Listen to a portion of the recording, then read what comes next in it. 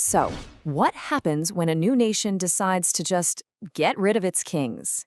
In this explainer, we're going to dive into the incredibly turbulent first years of a society testing out a radical new government. And let me tell you, it is a wild story of seductive ideas, a devastating civil war, and a fight for the very soul of a people. Okay, so here's the setup. After their last king, Mosiah, dies, the people of Nephite make a huge decision. No more kings. From now on, they're going to be ruled by a system of laws and judges, all chosen by popular vote. You gotta understand, for their entire civilization, this was a massive, completely untried experiment. All right, here's our roadmap for this story. We'll start with the nation's very first ideological test, which, you'll see, escalates into a brutal civil war. From there, we'll watch a crisis of conscience unfold, leading to a showdown in a totally corrupted city. And then finally, we'll see the judgment and renewal that came out of all that chaos. Let's jump right into Section 1, the nation's first test. Almost immediately, this brand new reign of the judges, led by their first ever chief judge, a man named Alma, faces a really powerful ideological threat. So, this challenge comes from this really charismatic guy named Nehor, and he introduces this incredibly appealing idea he calls priestcraft. And its core message? It's pretty simple. Preachers should be popular, they should be paid by the people, and, maybe the most attractive part of all, everyone gets saved in the end, no matter what you do. And this is where you can really see the conflict, right? Nehor's doctrine is all about popularity, getting paid, wearing nice clothes, all wrapped up in this easy message that says, hey, don't worry, you're good. The established church, on the other hand, is preaching humility, self-reliance, and personal repentance. You can kind of see why Nehor's more comfortable message started to catch on so fast. Well, this clash of ideas doesn't stay a debate for very long. When an elderly and well-respected church teacher named Gideon confronts Nehor about his teachings, things get violent. Fast. Nehor actually draws his sword and kills him right there. Now this becomes a huge test for the new government. Alma, as the chief judge, sentences Nehor to death. But listen to his reasoning. It's not just for the murder. He's condemning the very idea of priestcraft. He says, were priestcraft to be enforced, it would prove their entire destruction. He didn't just see a bad idea, he saw it as a poison that could destroy their entire society. So Nehor is executed. But you can't kill an idea, right? His popular ideology was far from dead, and the conflict was about to escalate from a religious challenge into a full-blown political rebellion. Here's how it goes down.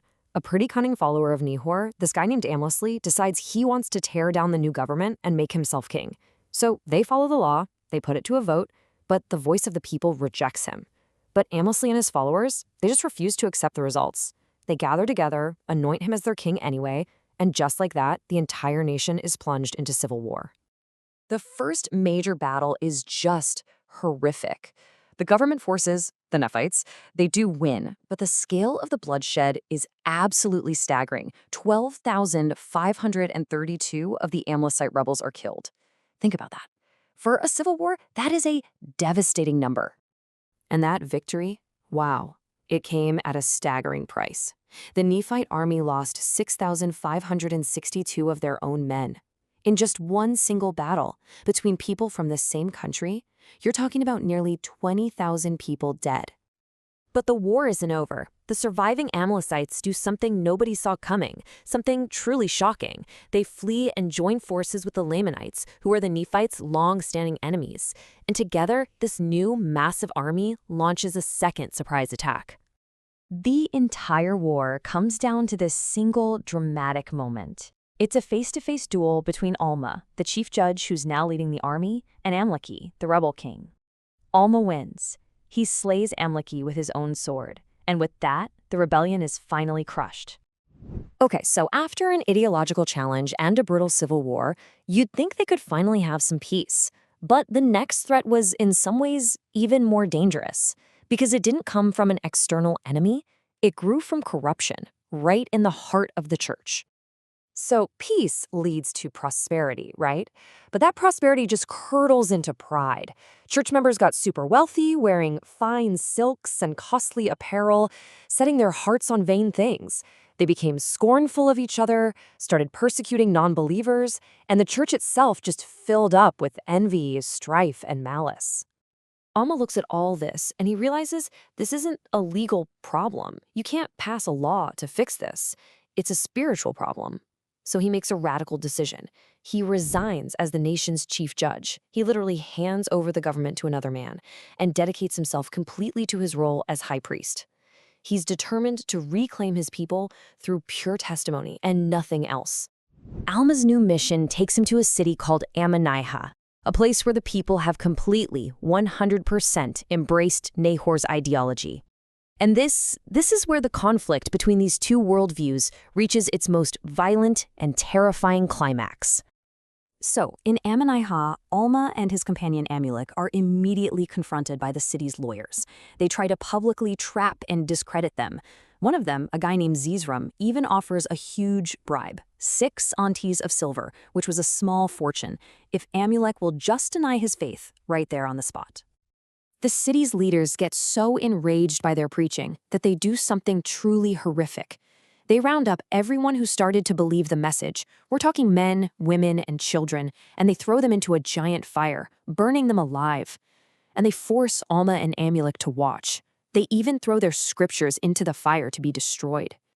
Amulek is horrified, of course, and he wants to use their power to save the victims. But Alma stops him. He says, "The Spirit constraineth me that I must not stretch forth mine hand." He explains that God is allowing this to happen so that these martyrs can be received into glory, and their innocent blood will stand as a powerful witness against their killers. So then they're thrown into prison. They're starved, they're mocked for days, and then finally, Alma and Amulek call on God for strength. They break their bonds, and the very walls of the prison collapse inward, killing the chief judge and every single one of their tormentors inside. And Alma and Amulek, they just walk out of the rubble, unharmed. And all of this brings us to the final act of this story, judgment and renewal. Because the horror that happened in Ammonihah leads directly to both a swift, terrible destruction and an unexpected path to healing. Just as Alma had prophesied, the Lamanite army invades and, in a single day, completely annihilates the wicked city of Ammonihah. After all this, Zizram, the lawyer who offered the bribe, is found sick with guilt over what he did. He repents, and Alma heals him. For years, the land where the city stood remains a desolate reminder, called the Desolation of Nehors. But eventually, by the 14th year of the judges, the church is reestablished, and peace and order are finally restored to the whole nation. So what are we left with after this whole saga? It's this huge question, and it's just as relevant today as it was then. What happens when core ideologies clash so violently? If a society's laws are designed to protect freedom of belief, how does that society survive when some of those protected beliefs threaten to destroy it from the inside out?